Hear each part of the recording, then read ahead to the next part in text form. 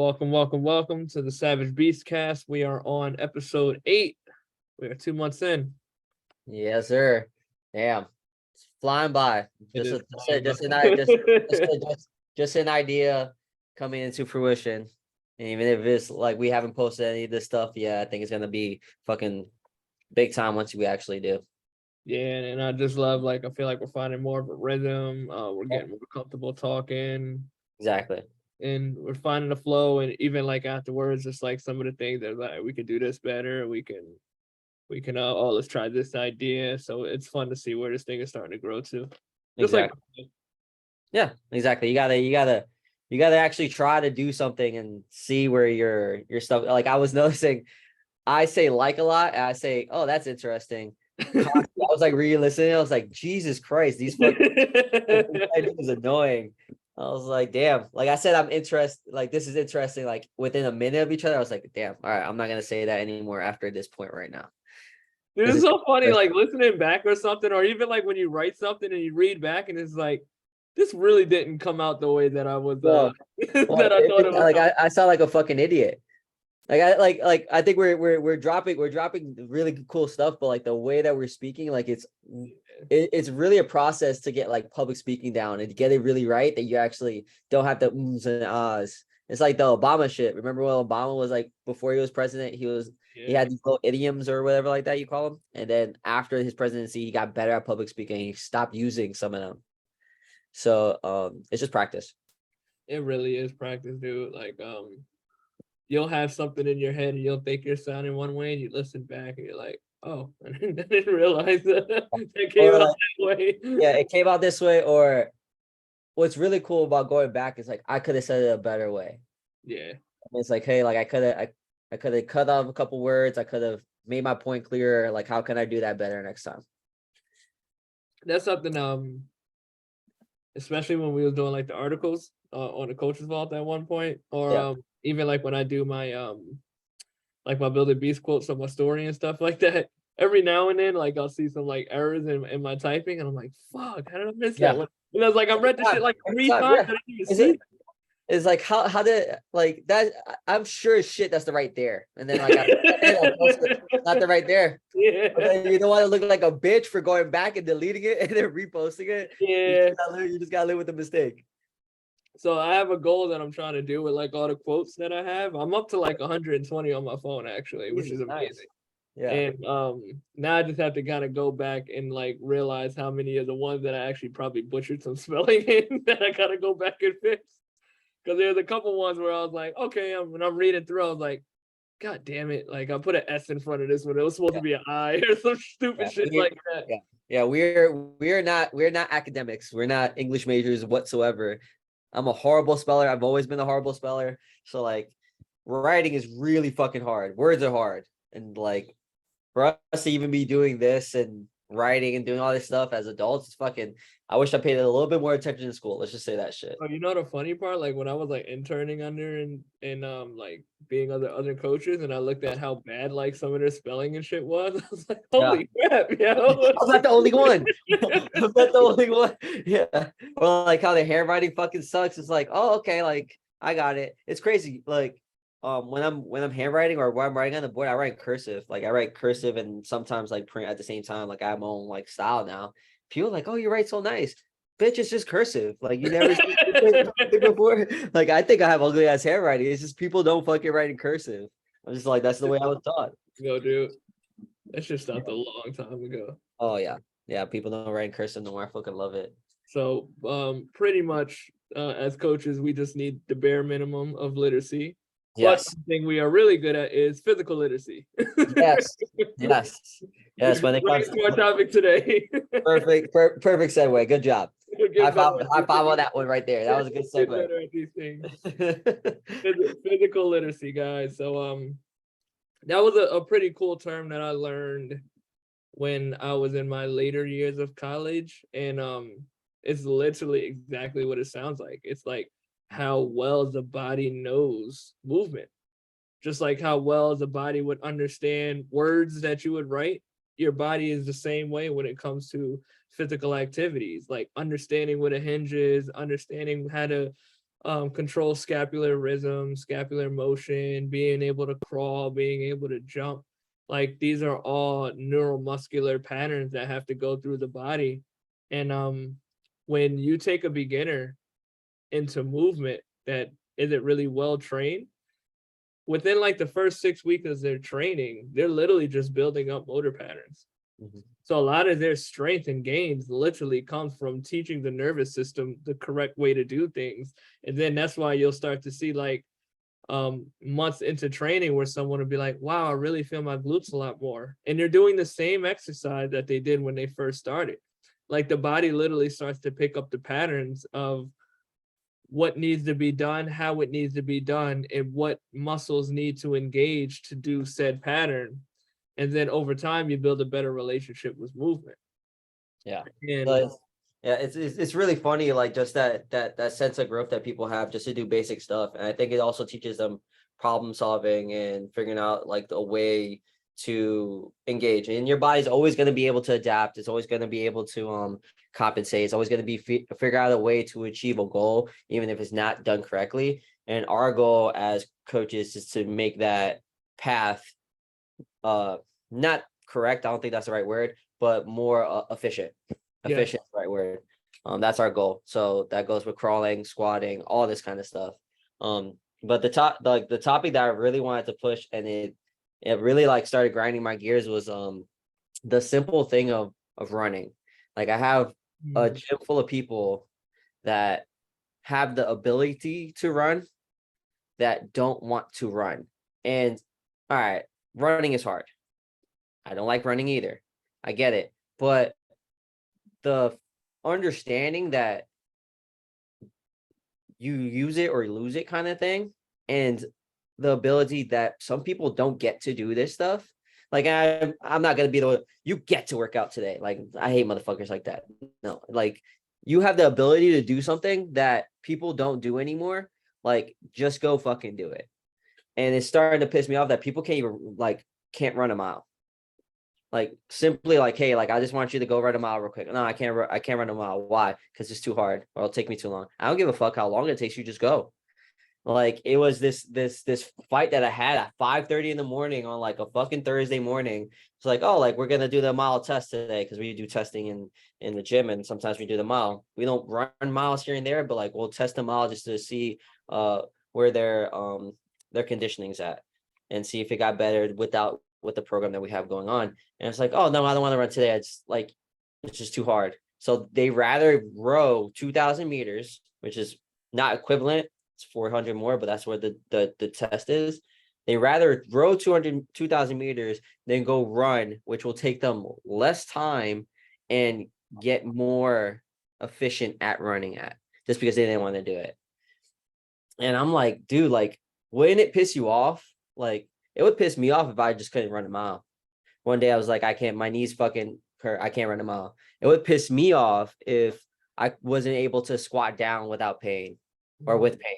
It would piss me off like if I live in my life and like in constant pain because I barely move. Like it would just piss me off with not having the ability to do things that are just second nature. And some people be like shit, like talk about stuff like this. This is like my mom is like, I can't get a big dog because I don't want to have to pick up a 30-pound dog. 30 pounds isn't fucking heavy, like at all. Like you should be able to pick up something that's 30 pounds without an issue, but yet you can't pick up something that's 30 pounds or you're gonna die. Like things like this should be pissing people off, and it's pissing me off that it's not pissing people off. It's really like it doesn't. I don't get it. I don't get it. Like you don't have the ability. You have trouble getting off the ground. Wouldn't that just piss you off? I mean, but instead of pissing you off, you're just like, I'm just not going to get on the ground, which is a form of being of defeating yourself. I mean, you're putting yourself down because you don't want to do something that's basic. I mean, like doing push-ups, like you can't fucking do a push-up. I mean, that would piss me off. I mean, like I want to be 70 and I want to be able to do a push-up. I want to be 70 and I want to be able to go for a very slow run, probably because I don't think I'm gonna be a fucking fast runner at 70 because I don't like that shit. But with that guy actually, the what? 70-year-old sprinter. No, that's the thing. Yeah, bro, it's funny you just No. put that up. So there's a guy, he's 71 years old and he ran a 13-second 100-meter dash. No shit. That's 13.1. amazing. The guy was on wheels, bro. That's amazing. But Yeah.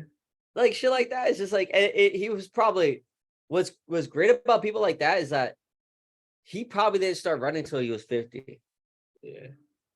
Yeah, I mean, like he I believe did. he had a second win of life. Yeah, he had a second win of life. Is like I got mad that I couldn't do this stuff, so I started trading, and then I trained, and now I'm here. But like that's beside the point.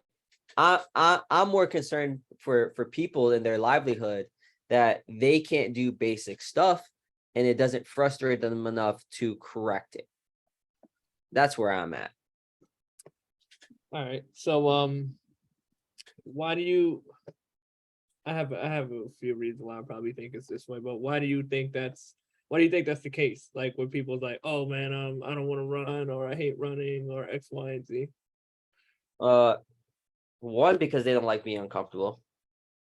Two is maybe because they have previous injuries that they don't want to re-aggravate. And a lot of times, like people have horrible running form, which I understand, which doesn't necessarily help their ankles, their knees, their hips, all that stuff. So, and that's just not running. That's like sitting on the ground, stuff like that. So maybe they have like these kind of underlying issues that they integrated in their head, but it's the kind of thing where like maybe they got to a point where they're so physically out of shape that doing those kind of stuff actually gives them pain, which is a natural way of life. Yeah, I mean, it shouldn't be natural in any way of this, any sense It's of common, but not normal. If that makes exactly, sense. exactly. So I just think I just think it's the epidemic of people, like we talked about before, afraid of uncomfortability, in previous injuries, being overweight, being obese, and having to struggle to actually do these things because they are, I mean, they're fucking huge. But there's a lot of things that go into play with that. And like we're in a society to where it's like you don't need these kind of skills to be successful, if that makes sense. Yeah. And successful, I mean like financially successful, because a lot of people are very financially driven, right? So yeah, even though it's not making you like financially successful, it is affecting your longevity in your life. So one of my favorite age groups to train, which I'm sidetracking, but not at the same time because I'm bringing home. One of my favorite age groups to train is around 40. yeah, I love training around a 40-year-old group because typically they have this new outlook of health for their body and fitness for their body because they realize that they want to add more vitality to their life and they literally want to add more life to their years. So they probably went a lot of these years finding their career, doing X, Y, Z. Some are married, some aren't married, whatever. Injuries out the wazoo, whatever, blah, blah, blah. Shitty lifestyle, the whole nine. And then they start getting in like these late 30s, mid 30s, early 40s. And they're like, I don't want to continue to feel this way. Because then they actually start realizing that 40 years old and feeling like shit is actually very young. yeah. It's very young in the grand scheme of things. So now you get all these people that this rush of this age group that wants to hit the gym because they want to improve their quality of life. Yeah. So with this age group, typically they're very, very coachable. And that's probably why I've always loved training with the 40-year-olds because they work hard and they're very coachable because like it's way past the superficial for them. They still want their superficial goals because almost every client that you're going to come is always like, yeah, I want to be strong. I want to have, a nice physique, whatever, blah, blah, blah. But it's just like, I got kids and I'm fucking gassed when my kid runs around and doing X, Y, and Z. I want to be here to see my kid when he graduates or she graduates or when they have grandchildren and all this other shit. So it's like, bro, make me healthy. Yeah.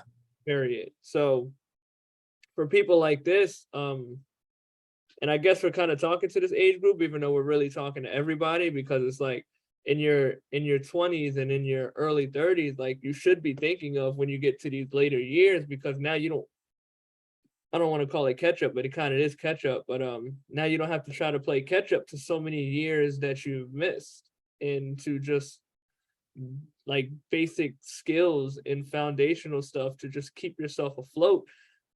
If you just do the bare minimum over a 10-year span, when you get to a certain point, it's like, fuck, like you're already more in shape than like 80% of the population, because 80% of the population doesn't pay attention to their health. Yeah. And that's the sad part of it, because it's like everything in our society is so convenient for us. If you want something from Starbucks, you could just go through the drive-through, right? You don't even have to walk in. Shit. Now, even though I love it, but now we have curbside pickup, bro. You can have your whole order ready for you. Yeah, I think you're still too active. I'm lazy.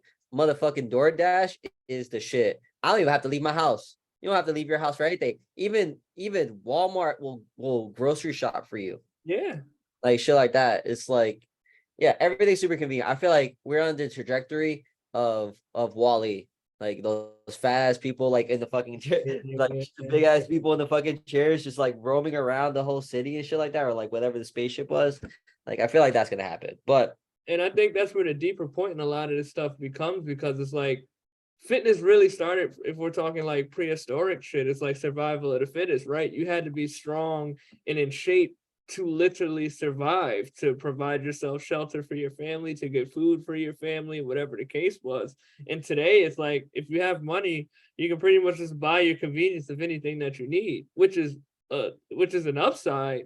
But the downside of it is, like, if you're not taking this convenience and just using this extra time that you have to take care of your life, it's like your lifespan is going to be shorter. Yeah. So it's like, what are we really valuing in the long term? So it's like we can have all this success, quote unquote, but if it's going to be short term, unless you just plan on living your life that way, I mean, if that's how you want to be, and you just don't care if your life is cut short, I mean, so I guess that's just on you. But with the way I look at it, is like I'm always looking at the longevity part of it. Yeah. I'm always gonna view that. It's like, whoa.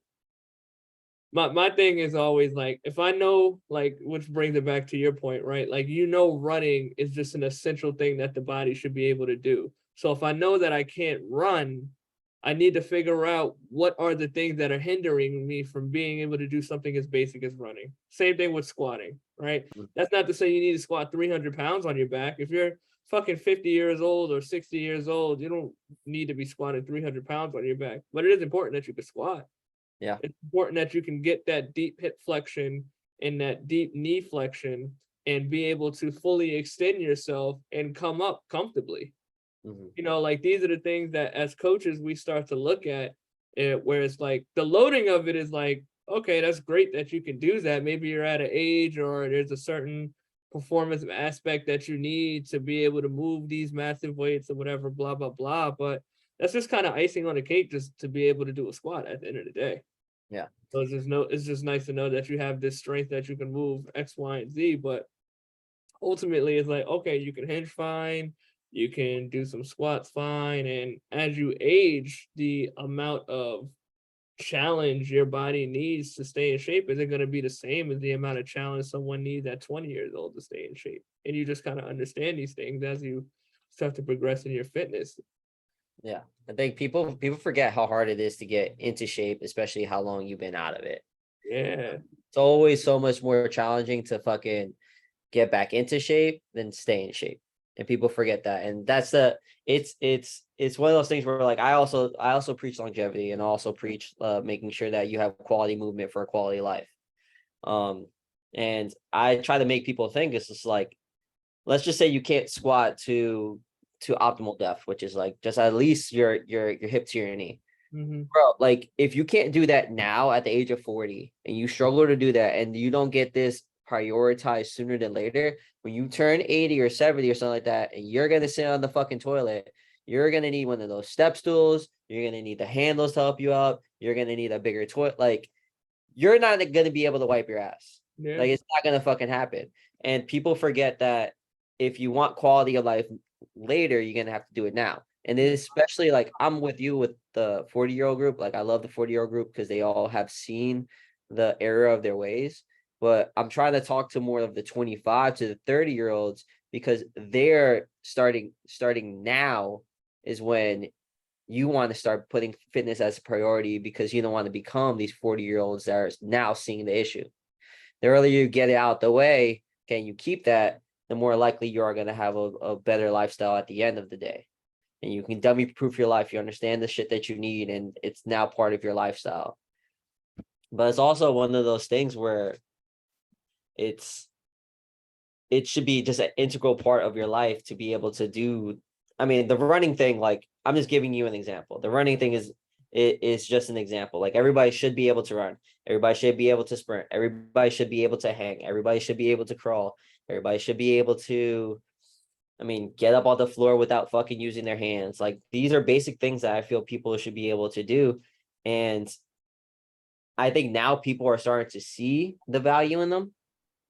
But I feel like people are taking too long to see the value of it. So how can we teach the younger crowd, the 25 to 30-year-olds, that push it now to help you later?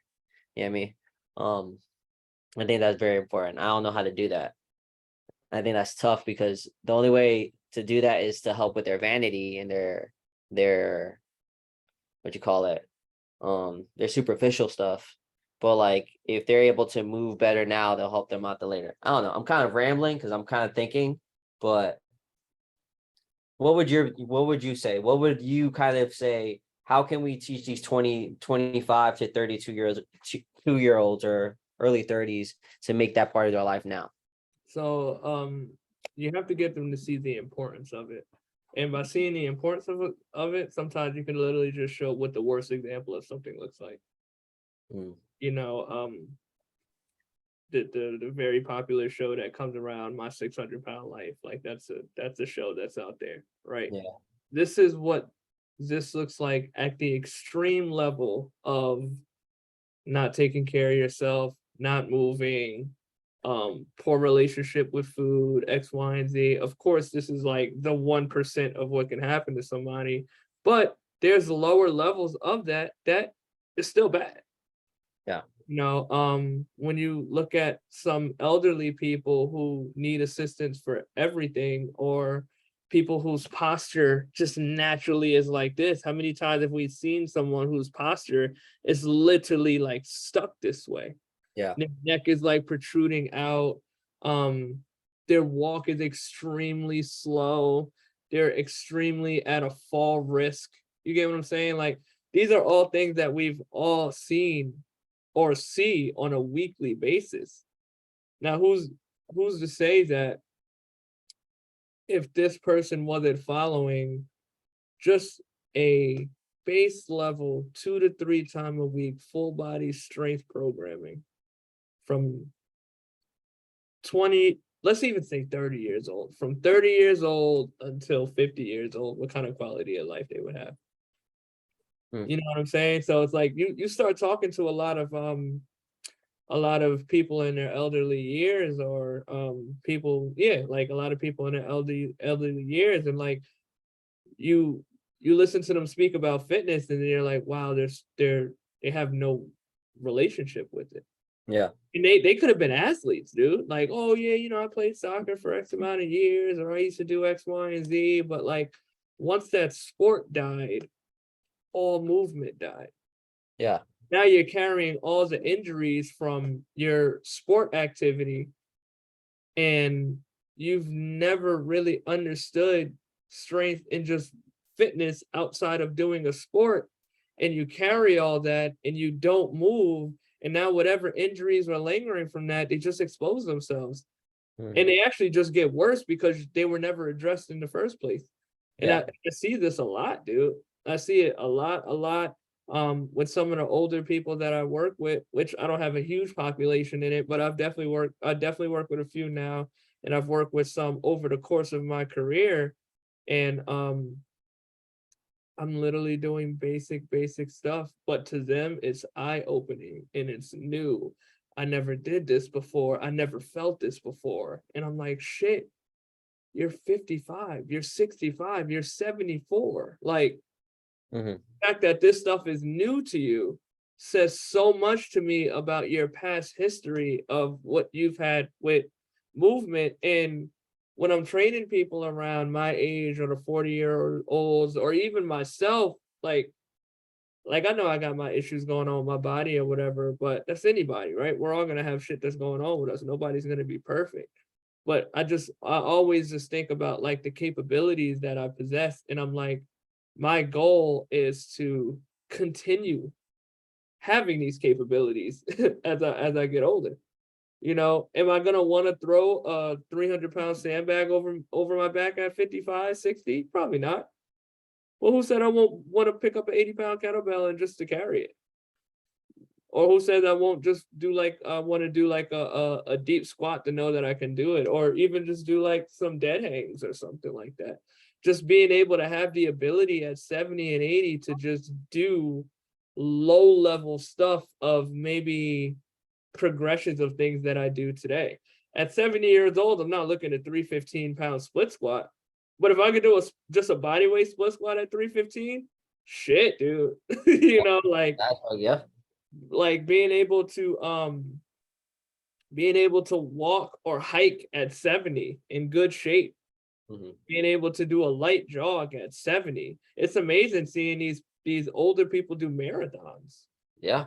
You know, and you look at their pace, they're not looking to win the marathon. They're just doing a pace that's comfortable with them. But it's the fact that they can do it. Mhm. You know, and that's what I try to talk to with a lot of the younger guys that I work with, or the younger girls that I work with too.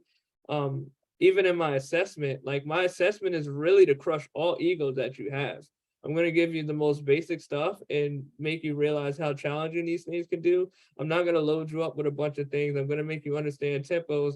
I'm going to force you to adhere to certain rest periods and just give you literally the foundational stuff. If you add tempos to somebody's workouts and you add strict rest periods to somebody's workouts, everything changes. Yeah. Because this day and age, like a lot of people is like they'll do something, they're on their phone, something that should be a 45-second rest period ends up being a 3-minute and 45-second rest period. You're not even training anything at that point. Yeah. You know, like if I'm training for heavy strength, 2 minutes, maybe three if you're doing something super heavy. Yeah. But unless you're a power lifter, you really don't need more than a 2-minute rest period, dude. No. To be honest, and that's a long rest period. Yeah. If you're doing like Forever, standard bro. muscular endurance work, or like muscular endurance work, minute 30 seconds. If you're doing like some little accessory work, 30 to 60 seconds, like keep yourself moving. These are things that are just going to challenge the system differently. So what I realized just with like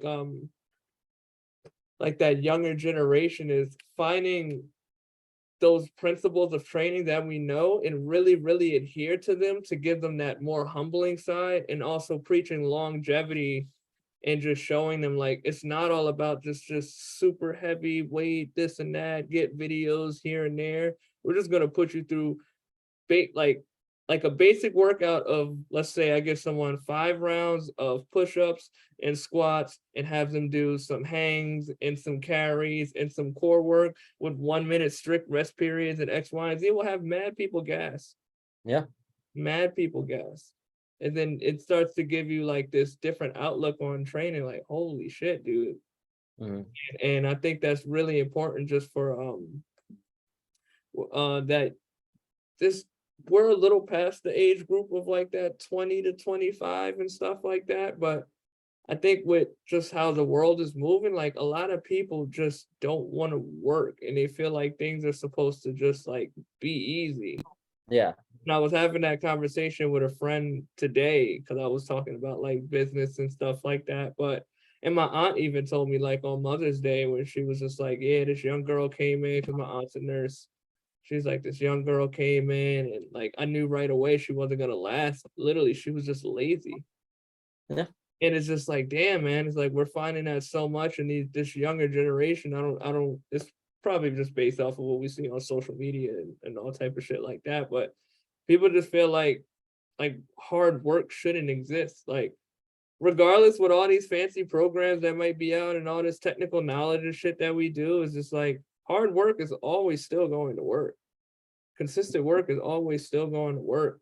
It's just a matter of like finding what that right formula is for you. I don't know if you saw my story like the other day where I was just showing like, here was a fitness level at this, and it's like we literally did 5 or 6 things completely taxed for his body. And then this advanced athlete that I do, his warm-up might comprise comprise of this, and then we go into all this other work. It's like it's just different levels based off of what the person needs. But overall, just understanding what the importance of what, if you don't start addressing certain things now, like how you can look in the long term of things, you're not gonna want that. Yeah, I think it's you're hitting a lot of nails in the head. And I think it goes back to building the foundation early. Yeah, And the problem is that nowadays I think we are moving on the trend of strength training. And I think more, especially women are leaning towards that way, but they don't really hit that until like they hit about 18 or something like that. I feel like parents need to do a better job of integrating fitness in a way that becomes part of a central lifestyle for kids and not just a sport. And sports are important. I'm not saying like take away sports. I'm not saying that at all. Like integrate sports, but also integrate fitness to help with their sports. So then children and teenagers understand that they need to do both. Um, and they need to do both, not both forever, but like the fitness helps them do everything else that they need to do. Um, because I think what happens is that we hit that age of 18 where now we're starting to figure out what we look. We're trying to build muscle. We'll get there. 2025 is just like, I don't need to do that shit anymore. Probably have a girlfriend. I probably have a husband. I don't need to do that shit anymore. And then you start losing that. Then you get to the 40 year old and everything starts to hurt. Now you start talking to us. So integrating that earlier in the process, I think will be very interesting to see if we actually ever do that as a society, especially teaching nutrition. I feel like nobody knows anything about fucking nutrition. Like yeah, at bro. 30 years old is ridiculous. Like they don't know what a fucking carb is or like vegetable. It's ridiculous to me. But it's I think integrating it early will be super beneficial to teaching the kids. And I think what people need to understand too, and people forget, and I don't think we teach it enough, is that building muscle now will only help you in the long term of keeping it on later, because we do degenerate as past 30, especially like men will lose muscle mass. I forget what the percentage is. Is it like 5 or something like that? I forget, but like every decade, so on and so forth. So I'm not saying be bodybuilder style big, but continue to build muscle will help prevent injuries, will help prevent deterioration, will keep your testosterone high for men. And then will also help your metabolic rate during the process of aging. So, and I also think people need to realize it is hard. And like you said, hard work always works because it's fucking hard, but it's actually a lot more easier than people think if you do it the Really, right way. So I'm not saying, if it's really simple, if you literally get 7,000 steps a day, that's all you need. It's not 10,000, it's not 12,000, 7,000, which is almost equivalent like to 2 miles a step, in which you will get super fast. You get 7,000 steps a day. If you get about 6 to 8 hours of sleep, okay, which a lot of people be like, oh, like I'm so tired in the morning, like why don't you like why I need to sleep more. It's like, why don't you go to sleep like 8 hours before you need to wake up? Why don't you shut the fuck up? Like things like that doesn't make sense to me. Like figure out a nighttime schedule, go to sleep early. Okay, if you integrate a minimum of 2 strength training days focusing on fundamental movements and in progressive overload and full body for an hour, 2 hours out of your entire week, plus the 7,000 steps, plus the sleep, plus the nutrition, and those two, that's the only thing you need to do for the rest of your life. And yeah, like, I mean, it would be great if they have 3. it would be great if they can run. It would be great if they can do all this other stuff. It would be great. I'm giving you bare minimum shit that you can do to help you in the long run through the process of everything else. 2 strength training days, nutrition, okay, eating a majority of your diet being protein, okay, fat, carbs, protein, all that stuff, a majority of protein, sleeping 6 to 8 hours a night, and walking 7,000 to 10,000 steps a day. I think that could be hugely beneficial if people understand that and do that ritualistically and make that a lifestyle. It's literally the bare minimum stuff. It's 4 things. That's it. You know what's crazy? Like, I just saying this out loud, I'm like, it just makes me think of like how the makeup of the body works. Of course, we're talking like longevity in terms of like 2 strength training workouts a week. But it's like, how many things do you know that you can do in life that literally is going to just be like 2 hours worth of dedication that provides so much benefit? Yeah, I don't know. That's actually a really good question. Easy, Yeah, bro. it's a good question. Yeah, we all have the same 24 hours. It's less about how much you use it and how efficient you use it. Yeah. It's like some of like people think like these high functioning fucking people like work 8 hours a day. They probably like work like 2 to 3 hours, like super fucking intently, and the other time it's just whatever the fuck they want. Like, what's his name? Alex Hermosi or whatever that dude, the dude that's fucking super big on Instagram. Like he says, like he blocks off, like he only can function or work like in the morning. Like he'll block off from like 7 to like 12 o'clock and no meetings. And he'll do like the shit that needs to get done between that time, and then he'll have his meetings, because the meetings are just him relaying messages and doing like bare minimum shit. But he'll do work for 5 hours, he'll have meetings, and then he'll watch Netflix or he'll go lift or whatever like that.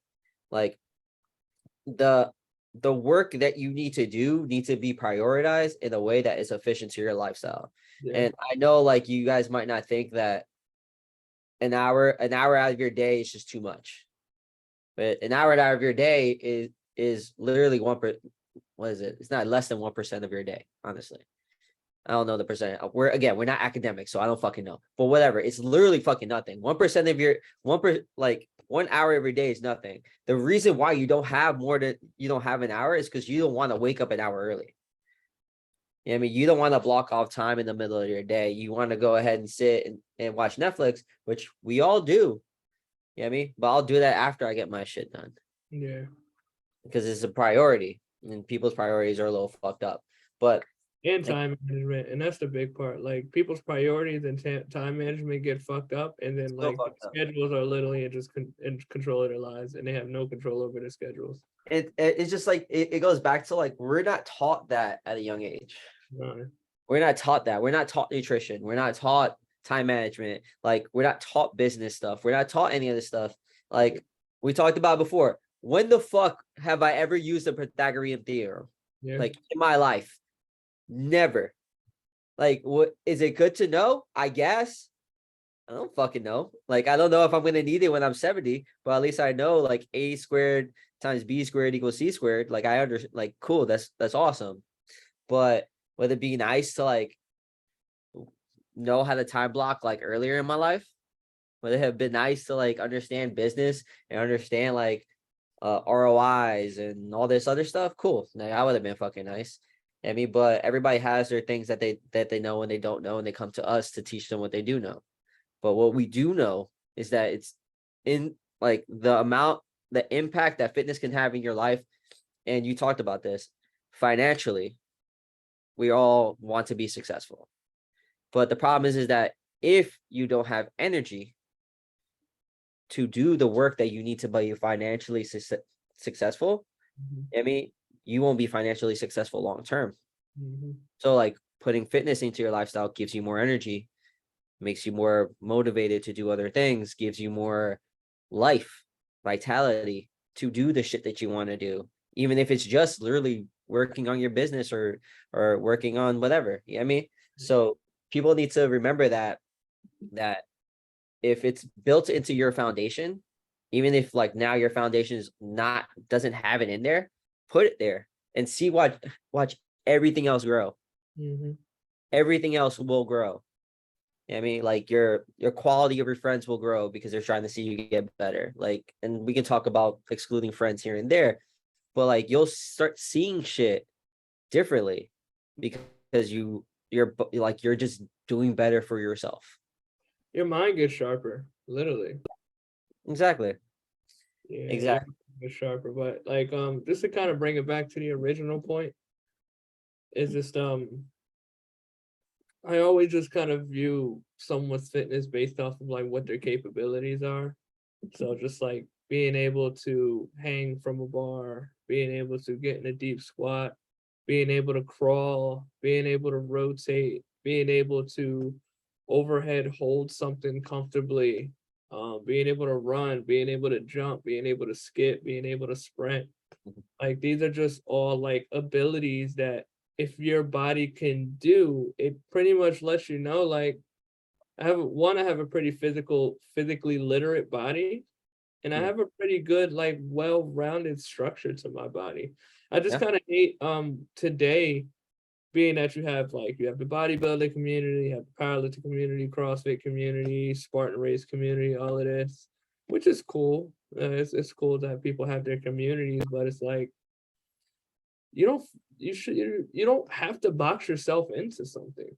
Mm, Like one thing like when I was at Apollon, a lot of people would see me train and be like, "Are you doing CrossFit?" And I'm like, "Bro, just because I jump rope and do push-ups and squat with a bar on my back, that doesn't make it CrossFit." yeah. I just do well-rounded in shape shit. To be Hmm. honest, like I don't have to put a label on it. You know, if it's just I've always been into cross training. That Yeah. doesn't make me a CrossFitter. It's just like I train to have explosive power. I train to be fast. I train to be strong. I train to be mobile. I train to have muscle. Like Yeah. there's just a lot of things in my weekly checklist that I want to make sure that I do just because I know what this makes my body feel like overall. Now, could I be doing more mobility stuff? Sure. But it still gets it's there's still that stuff in my programming. I feel like we all have things in our program where it's like, all right, I could probably do a little bit more of that. Hmm. But for the most part, like when I look at my plan, I have a very well-rounded plan of how I train. I just told my clients the other day, like, honestly, at this phase that I'm at right now, I'm not strength training any more than 2 times a week. That's Same. just where I'm at right now. Like I Mm. literally don't want to strength train more than twice a week. Now there's things that I'm doing that still require strength within my weekly basis and my day to day, but like a workout specifically just dedicated to being strong.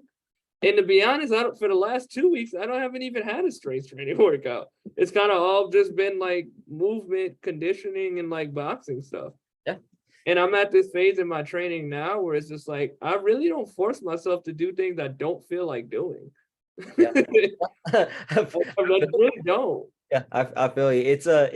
I'm on the same boat, and it's to get to your first point. It's crazy how undervalued conditioning and work capacity is in Yeah. in the fitness community. I mean, it's like if you're conditioning, you're a CrossFit. If you're conditioning, you're a fighter. You're an MMA. You're doing all this stuff, but like Oh, I'm just dude. conditioning so I have more energy and I can recover quicker during my lifts.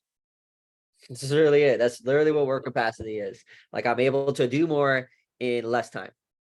Literally where work capacity is. If you have a high work capacity, you're probably doing a shit ton more than most people are. And you're Yeah. able to recover a lot quicker. Um, but for my training, I'm on the same page. It's like I only do 2 times a week and I do wall-rounding shit. I get my mobility out the way early on. Okay. I'm focusing on my strength training movements. So I do train 3 times a week, but I'll do 2 strength training sessions. I'll do 3 BJJ sessions. I'll condition after those strength trainings. I'll usually do some form of sprinting because I want to get back into sprinting. Nice. Um, and then my third day, which is today, because I do BJJ and train, I just make an accessory day, things that I'm missing. And I was like, hey, I just want to do this. I mean, I did fucking, we talked about last time, like we barely hit arms. I was bored. So I was like, all right, I'll just fucking do 5 minutes of arm form just Why because of not? shits and gigs. Why not? Yeah, I mean, sure, shits and gigs. So yeah, I'm on the same boat. I think it's You don't need to be blocked into this box. You just need to find, I think we all try to be specialists when we should be generalists. Yeah. I think general fitness is a generalist sport, unless you are specifically doing something that you want to do. Like, I was watching, the dude that does that, the big ass beard dude who does just mobility stuff, like, if we train, I love his stuff, but it was like, why you should do mobility training. He did today. I was like, dang, I'm not spending an hour on just mobility. I'm not gonna do that. There's more stuff that I think are beneficial to that. And I do find the importance of mobility, but I'm not going to be spending hours or 30 minutes out of my day just trying to get a little bit more mobile on here, when my mobility also comes from the loaded movements that I do. Like, there's no need for me to specifically train mobility. Like, I don't need to be able to fucking do a split or do a lateral lunge to a split to get back up, to get, like, those are all cool and all, and that would be cool to do. I can do some form of that.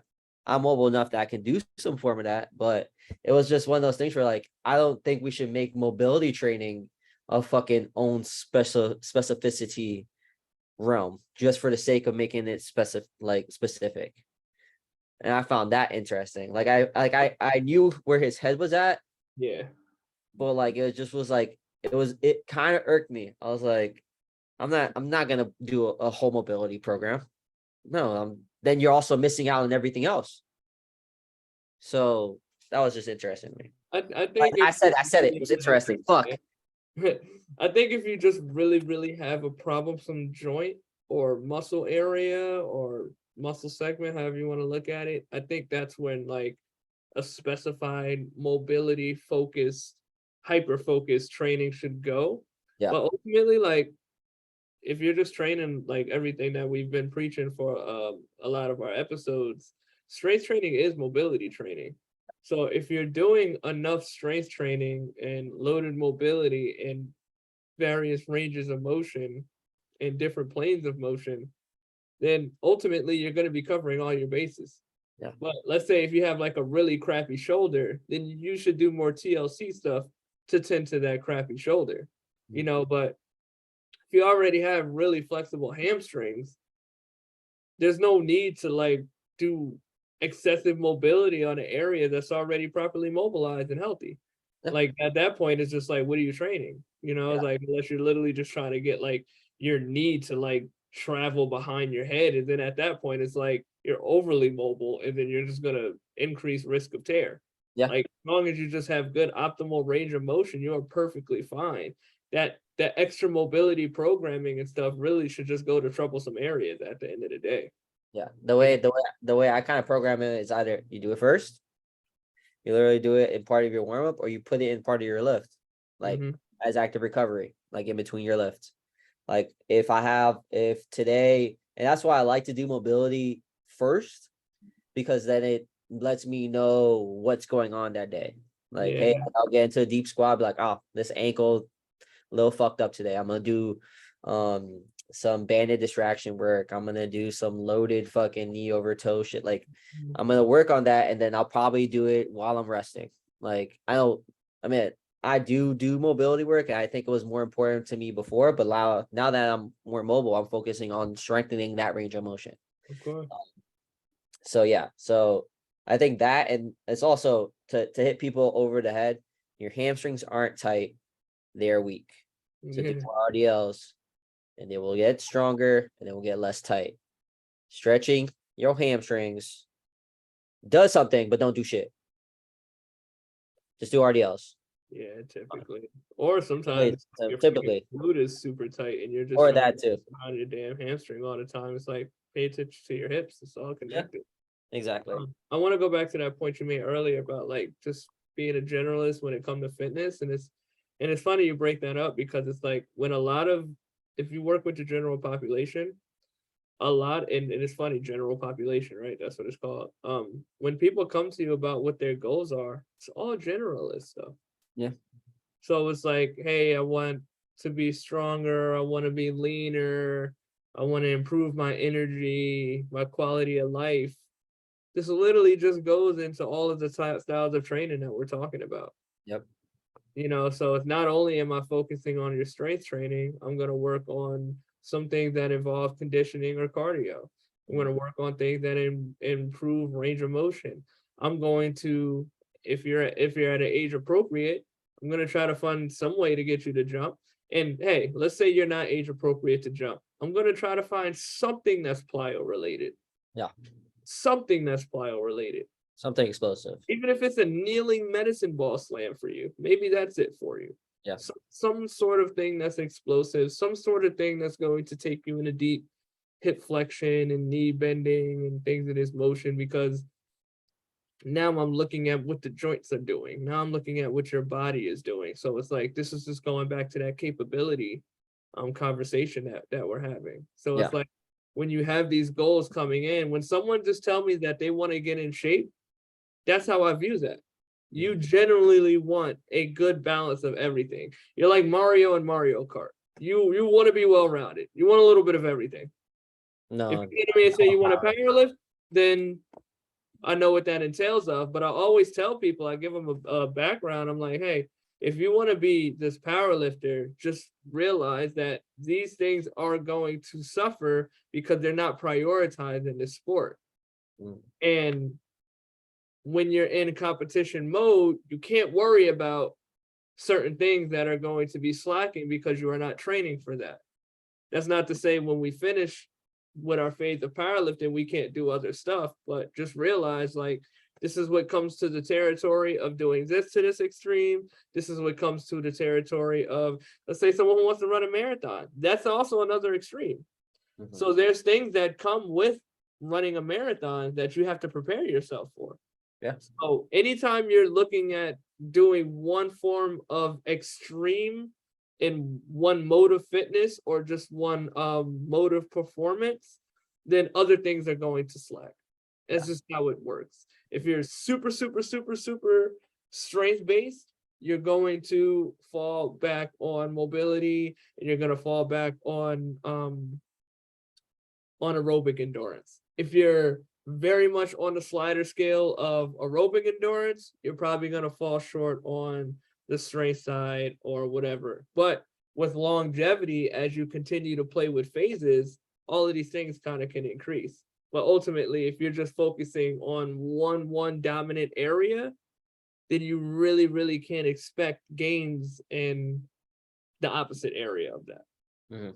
It's like you said Mario Kart, but I always think about fighter games, how like you look at the stats and like all the slide things are a little different. Like nobody's always equal. Somebody has more power, somebody has more speed, or somebody has less speed, more power, this, that, and the third. It's always going to be like that. But understanding what phases you are in and what interests you, and also what you want to specify is very important. So figuring out your goal, what you want to do is a generalist sense. Like exactly what you said.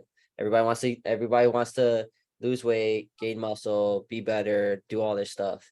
But you also have to think about what interests the client to do to get them exactly where they want to go. So if that's like doing just mobility training, and this is probably the first time I'm not knocking anybody, like you can get all these things from doing any of the things. You can lose weight by doing powerlifting. I mean, I don't know how, because you're probably going to eat a shit ton, but it'll probably be one of those things where you'll probably be in a better fitness standpoint if you do powerlifting, because you're going to gain strength. Same thing with bodybuilding, same thing with fucking CrossFit, same thing with whatever, because especially that you're not probably going to be super specific. You're not going to choose to be an athlete, especially if we're talking to the 30 and 40-year-olds. You're not specifically going to be an athlete. Those people will train you to be well-rounded because they know they're not going to fucking compete and stuff like that. Like I know a bunch of bodybuilding coaches who still condition their clients. I mean, they're going to need to. They'll still do bodybuilding technique and stuff like that, but they'll do conditioning and they'll do jump rope and they'll do kettlebell swings. Like it don't matter like where they're at. They know they're going to need to be able to work on their conditioning and their work capacity just for quality of life stuff. Sure. So It doesn't matter where the fuck you go or what the fuck you choose. The most important part is that you start and that you don't pause. And there's no failing at fitness too, which people need to realize. Okay, sometimes you do have to hit that pause button, but just understand there's no failing. It's just fucking starting over again or start. Mm-hmm. I mean, it was a little confusing the way I put it, but yeah, I mean, you'll find something, and just know that, I mean, our talk was a little all over the place, especially from where we initially started, but don't be okay with not being able to do the basic stuff. That's all I'm saying. Like, everybody should be able to run. Everybody should be able to crawl. You should be able to hang from places. You should be able to play. Yeah. Yes. I think that's the main word that we missed this entire time. You should be able to play and not injure yourself. Yeah. Because people who don't play and try to play are always the ones that injure themselves. It's like the other day, I had somebody play pickleball the first time in forever, tore her Achilles. Wow. She don't fucking play. She don't fucking lift. She don't do anything. She's not capable of playing or moving laterally because that's something that she's not used to doing. Goes right back to the capable word. Right back to the capable part. You should be able to play. If you wanted to go run faster than your kids, you should be able to do that. If you want to go throw a football, you should be able to do that. And I'm not saying be good at the sport. I'm saying be capable of doing the sport and have fun doing it. Just play. Fuck. Like, that's literally it. That's it. The power of free play. Yeah. Yeah, pretty much. I think that hits it over the head. Always a good message, man. Good closing conclusion there. Work on your capabilities and just literally creating an able body that is just available for free play. Yeah. And that can just let you know that you are on a very, very healthy fitness baseline, and you are ages ahead of what the population in your older age groups start to look like, because literally you just have the ability to do very basic functioning human physical skills. Yeah. And just the last part, teach your kids that. Yeah. Integrate that shit early. Let them see you. And I love these videos. Let them see you work the fuck out. Let them see you go play. Let them see you go do this, because they will absorb that like a sponge, and they will start putting it in their life super early. 100%. So start teaching kids shit, and teach your kids to eat their fucking vegetables. 3 servings of fruits and veggies a day is a good start. Exactly. Nothing but green. Let them fucking eat their broccoli. They don't fucking leave that table till they eat their broccoli. There are starving children in Africa. Alrighty, guys, I appreciate you tuning in for 2 months of consistency. 2 months of consistency. We've been doing it. We've been doing it. Yes, sir. We will see you guys again for next week, episode 9. Yes, sir.